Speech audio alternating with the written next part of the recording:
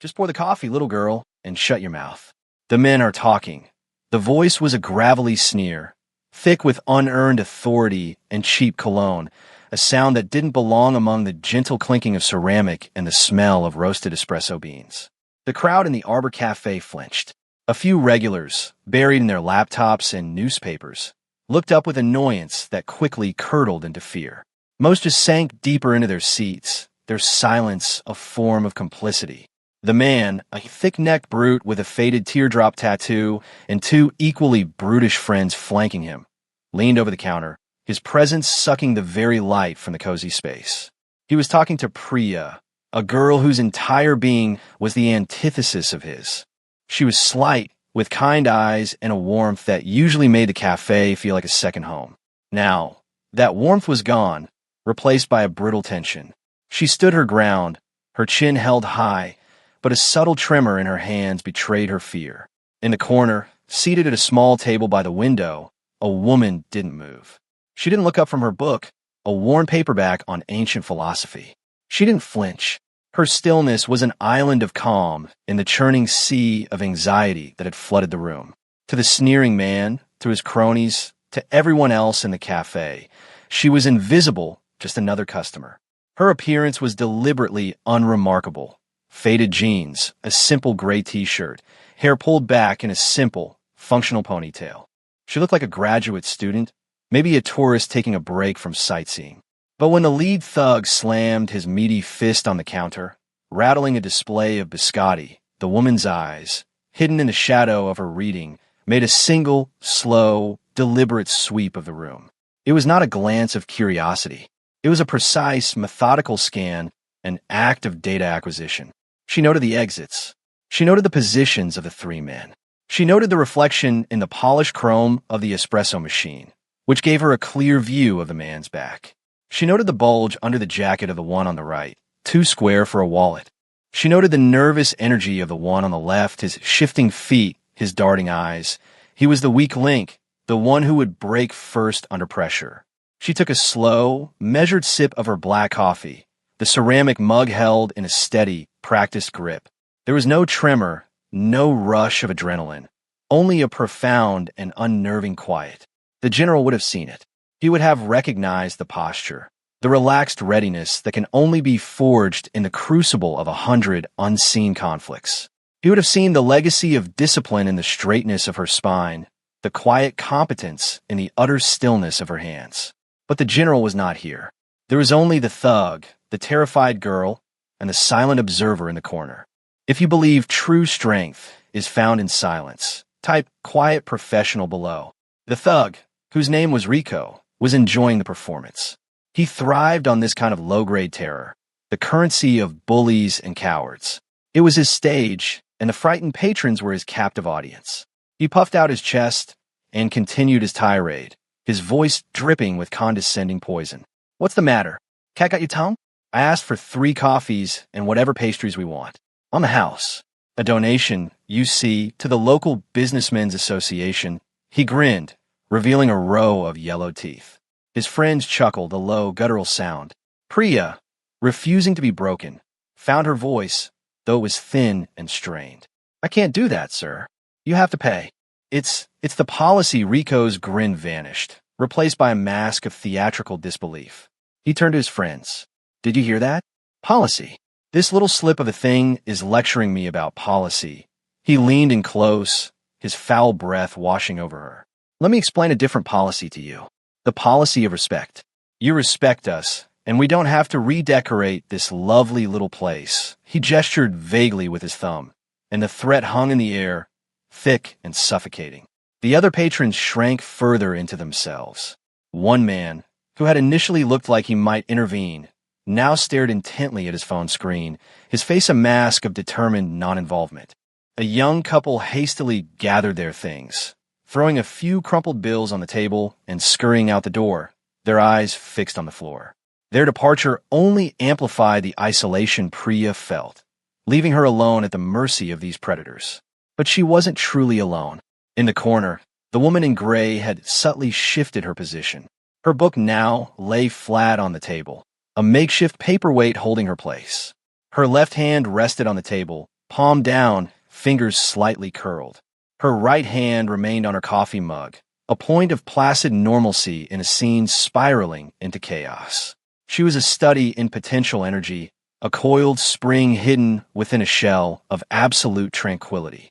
Her focus was not on the words, not on the threats, but on the spaces between the men. She was calculating trajectories, estimating reaction times, mapping out a sequence of events with the cold, dispassionate precision of a mathematician solving an equation. She had already decided on the primary, secondary, and tertiary targets. She had identified the optimal points of impact for maximum effect with minimal effort. The brachial plexus, the peroneal nerve, the floating ribs. It was a language of anatomy and force, a silent conversation she was having with the unfolding violence. Rico, oblivious, saw only a terrified girl and a room full of sheep. His arrogance was a blinder, preventing him from seeing the one true threat in the room. He mistook silence for weakness, stillness for fear. It was a fatal assumption, an error in judgment that had been made by far more dangerous men in far more dangerous places. And the consequences of that error were about to be delivered, not with a shout, but with a whisper of movement in the deafening silence of a sunlit cafe. The final, irrevocable line was crossed not with a word, but with a touch. Rico, tired of the game, reached out and shoved Priya hard against the pastry display behind her. It wasn't a violent blow, but it was deeply contemptuous, an act of casual degradation meant to shatter what little composure she had left. The glass case rattled, a macaron tower trembled, and a collective, silent gasp went through the room. Priya stumbled, her eyes welling with tears of shock and humiliation. For the woman in the corner, that was the signal. The equation was now solved. The period of observation and assessment was over. The time for action had arrived. The book on the table closed with a soft, definitive thud, the sound barely audible, but carrying the weight of a judge's gavel. The chair slid back from the table without a single scrape, its legs lifting from the floor in a motion of practiced silence. She rose, and in that simple act of standing, everything about her changed. The unassuming student vanished, and something else took her place. Her shoulders settled, her center of gravity dropped, and her posture became one of perfect, balanced lethality. She was no longer a person in a room. She was a fulcrum around which the room was about to pivot. She began to move toward the counter, her steps measured, unhurried, yet consuming the distance with an unnerving efficiency. She didn't stomp or charge. She flowed through the space, a phantom of gray against the cafe's warm wood tones. Rico and his men finally noticed her. Their attention, once laser-focused on Priya, now shifted to this new variable. Rico's face twisted into a smirk of disbelief. He saw a woman, smaller than him, with no weapon, walking toward three armed men. His brain, wired for simple dominance displays, processed this as an absurdity. Well, look what we have here, he sneered, turning his body to face her, squaring up in a classic brawler stance. You her little girlfriend? Coming to the rescue? What are you going to do, cry for her? He took a step toward Anya, his hands balling into fists, his knuckles white. He was telegraphing his every intention, his movements loud and clumsy, a stark contrast to the silent grace of the woman approaching him. The thug on the right, the one with the bulge under his jacket, shifted his weight, his hand drifting instinctively toward the concealed weapon. The nervous one on the left just looked confused, his eyes darting between Rico and this strange, calm woman. They were a study in wasted motion and broadcast intent. She, in contrast, was a masterpiece of kinetic economy. The final few feet closed. Rico lunged, not with a punch, but with a grab, intending to manhandle her as he had her sister, to humiliate her with brute strength. It was the last mistake he would ever make in a position of perceived power. As his hand reached for her shoulder, the world seemed to slow down. Her movement was a blur of precise, devastating simplicity. It wasn't a fight. It was a dissection.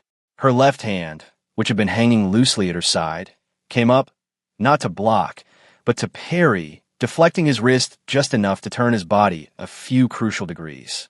Simultaneously, her right elbow drove forward in a short, sharp arc, connecting with a brachial plexus nerve cluster on the side of his neck. The impact was nearly silent, a dull thud, but the effect was instantaneous and catastrophic.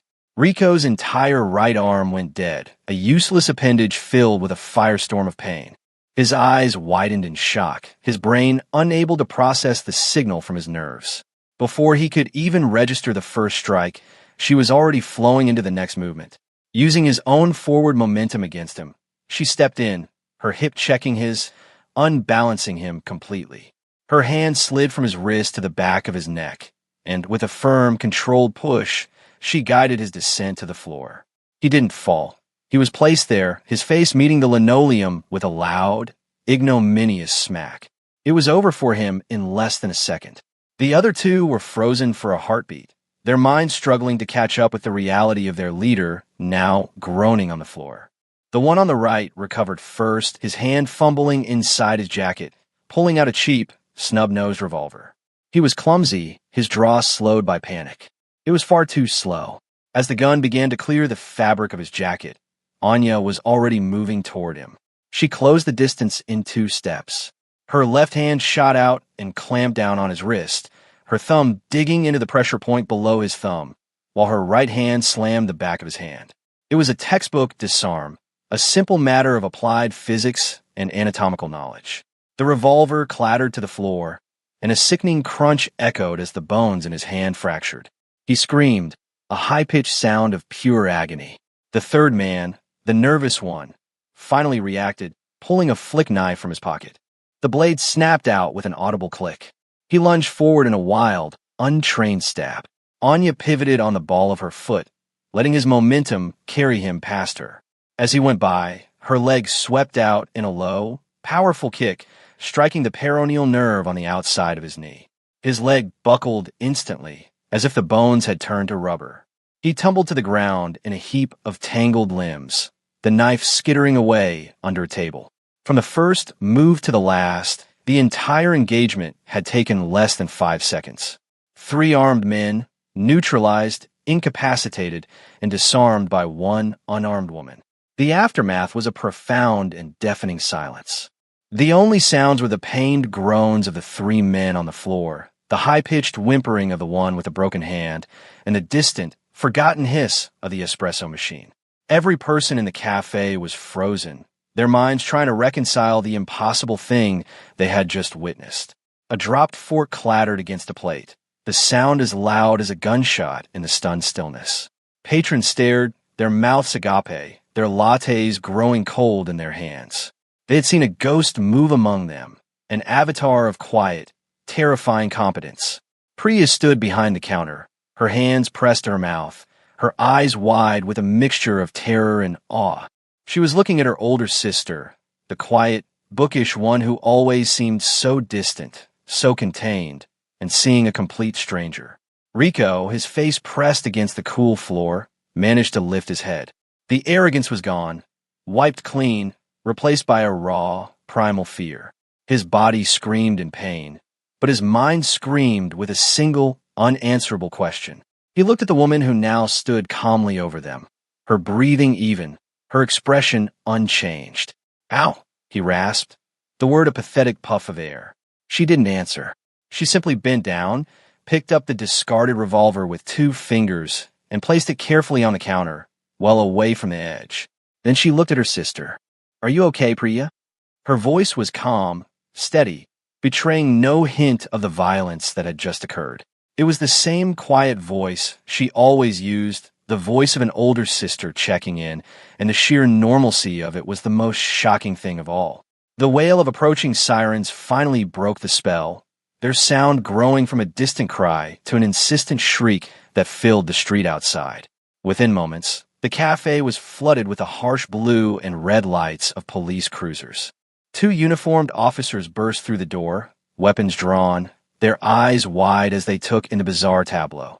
3 men writhing on the floor, a terrified-looking barista, a crowd of shell-shocked civilians, and 1 woman standing in the middle of it all, looking as if she were merely waiting for a coffee to be refilled.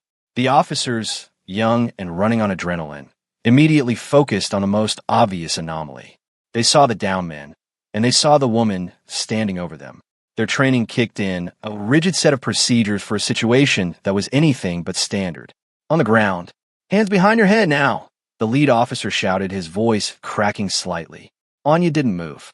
She simply turned her head slowly to look at him, her gaze calm and analytical. She wasn't defying him. She was assessing him, just as she had assessed the thugs. This noncompliance only agitated the officer further. I said, on the ground. He took a step forward, his partner moving to flank her. Just as the situation threatened to escalate into another, more tragic misunderstanding, a different kind of presence made itself known. A black sedan had pulled up silently behind the cruisers, and from it emerged a man who moved with an entirely different kind of authority. He was older, in a tailored but unremarkable suit, his face a roadmap of long days and difficult decisions. This was FBI Special Agent in charge David Miller, and he had been monitoring chatter about Rico's crew for weeks, an operation that had just been violently and unexpectedly concluded. He walked into the cafe, his eyes taking in the entire scene in a single, sweeping glance that missed nothing. He saw the positions of the downed men. He saw the nature of their injuries, incapacitating, not gratuitously violent. He saw the precise, clean fracture in the one man's hand, a hallmark of a specific disarming technique. He saw the knife and the gun secured on the counter. And then he saw the woman. He didn't see a suspect. He saw a professional. He saw the perfect center of balance in her stance, the way she stood at ease but remained completely aware of everyone in the room. He saw the absence of a post-adrenaline tremor that would cripple an ordinary person. He saw something he had only ever seen before at Quantico, in classified training videos, and in the war-torn corners of the world. He raised a hand, and his voice was quiet but carried an absolute authority that cut through the tension. Sergeant, stand your men down. The young officer looked back, confused. Sir? She took down 3 men. She's the suspect. Miller walked forward, his eyes never leaving Anya. No, Sergeant. She's the solution. You're just late to the party. He stopped a respectful few feet from her. He didn't ask what happened. He already knew, in the way a master carpenter knows the work of another master just by looking at the joints. He asked a simple, direct question. Ma'am, would you mind identifying yourself? Anya met his gaze. There was a flicker of mutual, professional recognition. Commander Anya Sharma, United States Navy. On leave, Miller's expression didn't change, but a deep, profound respect settled in his eyes. The name resonated with a weight the local cops couldn't possibly understand. He had heard whispers of that name in classified briefings. A ghost who moved through the world's most dangerous places, a legend within the shadowy corridors of special operations. He turned to his aide. Run that name. Priority clearance. The aide tapped on a secure tablet, and a few seconds later, his eyes went wide. He showed the screen to Miller. Miller nodded slowly, then turned back to the stunned sergeant. What followed was not a conversation, but a verdict. The narrator's voice could have been reading from the screen itself, each credential a hammer blow against the initial, ignorant assumptions made by everyone in that room. Name, Sharma, Anya. Rank, Lieutenant Commander, United States Navy. Unit, Naval Special Warfare Development Group. The official, unclassified designation for SEAL Team 6. Combat Deploiement, 12. Locations, classified. Mission history, redacted. Redacted. Redacted. Special skills. Master Training Specialist in Advanced Close Quarters Combat. Instructor, Hostage Rescue Operations. Expert Marksman, all platforms. Fluent in 4 languages. Medals and commendations. The Navy Cross for heroism in an action whose details were sealed by executive order. The Silver Star with Combat Distinguishing V device for valor. The Bronze Star for merit. The Purple Heart for wounds received in action. Status, active duty, currently on authorized personal leave. The list went on. A litany of excellence and sacrifice that painted a picture of a woman forged in the fires of the nation's most secret and demanding wars. She wasn't just a soldier. She was one of the elite few who guarded the Guardians, a quiet professional at the absolute apex of her craft. Miller looked from the tablet back to Anya, and then to the young officer who still had his hand near his sidearm. The agent's voice was low, but each word was sharp, a piece of ice chipping away at the officer's bravado. "Sergeant, I want you to look at this woman. I mean, really look. You are in the presence of a national asset. The men on the floor are part of a violent robbery crew we've been tracking for 6 months. They have a history of aggravated assault and are suspects in 2 homicides. Commander Sharma didn't start a fight here. She concluded a threat. She neutralized 3 armed felons in under 5 seconds, without a weapon, and with a degree of precision that your entire SWAT team would struggle to replicate. She did it while protecting 17 civilians and sustaining 0 collateral damage." He paused, letting the weight of his words sink in. He then made a gesture that, in his world, was the equivalent of a king bowing to a queen. He took a half step back, creating a zone of respect around her, and gave her a short, sharp nod. "Commander," he said, his tone now one of pure, unadulterated respect. "Thank you for your service. Here, as well as overseas, to the officers, he was more blunt. Get these scumbags out of her sight, get medical attention for their training injuries, and take a full statement from every witness. As for the commander," he said, looking back at Anya, "she will provide her statement to me, and me alone. Is that understood?" The sergeant, his face pale, could only stammer, "Yes, yes, sir." The power dynamic in the room had been utterly and irrevocably rewritten. The quiet woman in the corner was no longer an enigma. She was a monument, and they were all standing in her shadow. The story of what happened at the Arbor Cafe did not break on the evening news. There were no official press releases, no public commendations. Such things were not Anya Sharma's world. But legends don't require headlines. They travel on whispers, spreading like wildfire through the unseen networks that bind communities together. It started with the 2 young officers. Back at the precinct, over burnt coffee in the break room, they recounted the tale to their colleagues, their voices hushed with a reverence that bordered on fear. They described the impossible speed, the clinical precision, the absolute calm of the woman who had dismantled 3 violent criminals as if she were folding laundry. They spoke of the FBI SAC, a man known for his iron composure, speaking to her with a deference usually reserved for federal judges and visiting senators. From there, the story bled into other agencies. Agent Miller, in his debrief, referred to the event as a non-sanctioned textbook execution of threat neutralization protocols by a Tier 1 asset. The phrase, stripped of its jargon, meant one thing: a master was at work. That sanitized version was what went into the official report. The unofficial version, told over beers between off-duty agents, was far more mythic. She became the Arbor Angel, a quiet guardian who had appeared out of nowhere to deliver a swift, brutal, and righteous judgment. The patrons of the cafe, once they had recovered from their shock, told their own versions.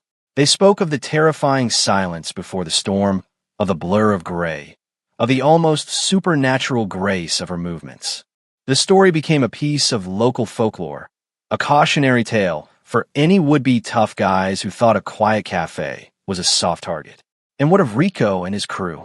Their legend died that day, lying on a hospital gurney, his arm in a sling and his pride in tatters. Rico was interrogated by a pair of city detectives. The swagger was gone, replaced by a sullen, defeated silence. He finally looked up at the older detective and asked the question that had been burning in his mind. Who the hell was she? The detective, who had heard the story from the arresting officers, leaned back in his chair and allowed himself a small, cold smile. She was a librarian on vacation, he said, the lie more humiliating than the truth. You and your boys got your asses handed to you by a bookworm. How's that going to play down at the state pen? Rico's face fell. The physical pain of his injuries was nothing compared to the complete evisceration of his identity. His power had been built on a foundation of fear and intimidation, and that foundation had been shattered by a single 5-second encounter. He was no longer a predator. He was a punchline. His true punishment wasn't the inevitable prison sentence. It was the story that would follow him forever, the whisper that he was the tough guy who got broken by a quiet girl in a coffee shop. Amidst all this burgeoning myth-making, the subject of the legend remained utterly unmoved. Anya's only concern was Priya. After giving a concise, factual statement to Agent Miller, a statement devoid of emotion or embellishment, she took her sister home. She sat with her on the couch, wrapped a blanket around her shoulders, and made her a cup of tea, her movements as calm and methodical as they had been in the cafe. Priya finally found her voice, asking the same question as Rico, but with a different meaning. Anya, who are you? Anya looked at her sister, and for the first time, a hint of something other than calm flickered in her eyes. Not emotion, but a deep, abiding weariness. I'm your sister, she said simply. They were threat. I removed the threat. That's all it was. She wouldn't offer more. She wouldn't speak of the years of brutal training, of the friends she had lost, of the things she had seen and done in the dark places of the world. Her competence was not a source of pride. It was a burden she carried, a set of skills she prayed she would never have to use in a place like this, in front of the one person she had always tried to shield from that part of her life. The cafe owner, a kind, elderly man named Mr. Chun, tried to thank her. He found her the next day, sitting in the same corner spot, reading the same book. He told her she and her sister would never have to pay for anything in his cafe ever again. She simply nodded and said, "Thank you. But that isn't necessary," he insisted. As a quiet testament, he went through the security footage. He found a single, grainy frame that captured the moment perfectly. Anya, standing in calm repose, the three thugs a chaotic mess at her feet. He printed the photo, put it in a small, simple frame, and hung it behind the counter next to his business license. He never told anyone who the woman in the picture was. He didn't have to. It was a silent symbol, a reminder that true strength doesn't need to advertise. It just is. A year passed.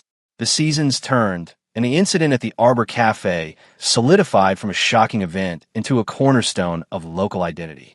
The cafe itself thrived, becoming known colloquially as the safest place in the city to get a coffee. A quiet understanding permeated the place. It was protected ground, sanctified by an act of profound and silent competence. Priya still worked there, but she was different. The fear was gone, replaced by a calm, steady confidence. She moved with a new grace, her smile genuine and her eyes clear. Anya's actions had not just saved her from a physical threat. They had liberated her from a deeper, more pervasive fear. She had seen the worst kind of arrogant malevolence be undone by the quiet strength of the person she loved most, and it had recalibrated her understanding of the world. She no longer felt like a victim waiting to happen. She felt safe, not because her sister was a SEAL, but because she now understood that true power wasn't about loudness or aggression. It was about inner stillness and resolve, qualities she began to cultivate in herself. The story's legacy extended far beyond the cafe's walls. Agent Miller incorporated the security footage into a training module at the FBI Academy in Quantico. He would show the silent, grainy video to rooms full of eager, ambitious recruits. He used it as the ultimate lesson in situational awareness and the dangers of making assumptions. "Look here," he would say, pausing the video on a frame of Anya sitting with her book, moments before the chaos erupted. "What do you see? A civilian, a non-threat, an obstacle to be moved. That's what Rico saw. That's what you see. You're wrong." Then he would play the next 7 seconds of footage, the efficient rise, the blur of motion, the clinical takedowns. The room would fall silent, the recruits mesmerized. "What you are witnessing," Miller would continue, his voice resonating with authority, "is the principle of the quiet professional. No wasted energy, no telegraphing of intent, no ego, just a pure, economical application of overwhelming skill to a clearly defined problem." She didn't engage in a dialogue. She didn't issue a warning. She waited until a line was crossed, and then she ended the confrontation before it could truly begin. Her silence was her camouflage. Her stillness was her weapon. She defeated them psychologically before she ever laid a hand on them, simply because they were incapable of seeing her for what she was. Anya Sharma's name was never mentioned. She became a nameless, faceless archetype, a teaching tool for a new generation of federal agents. Her actions became institutional folklore, a perfect real-world example of the ideals they were all striving to embody. She would never know that her defense of her sister in a small-town cafe was now helping to shape the future of federal law enforcement. She wouldn't have cared. Her work was not for recognition or for legacy. It was for the person next to her. That was the only creed that mattered. The final, most enduring legacy of that day was not in the stories or the training videos, but in the quiet spaces of everyday life. It was in the way a young police officer now looked at every person in a room, not just the loud ones. It was in the way a young woman who saw the incident now walked home with her head held a little higher.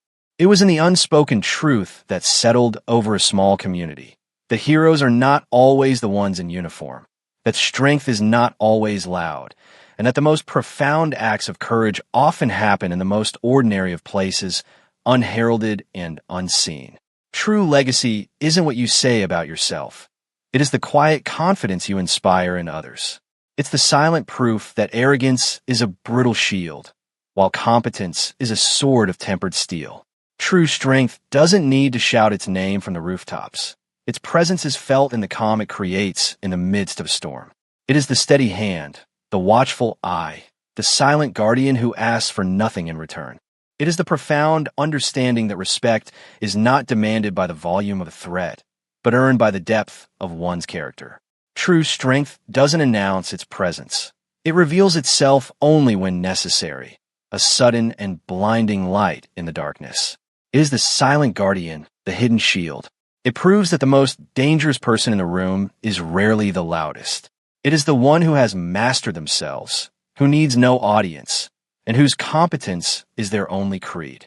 For more stories where quiet competence triumphs over loud arrogance, and where silent professionalism defines their worth, subscribe to Unknown Heroine Tales.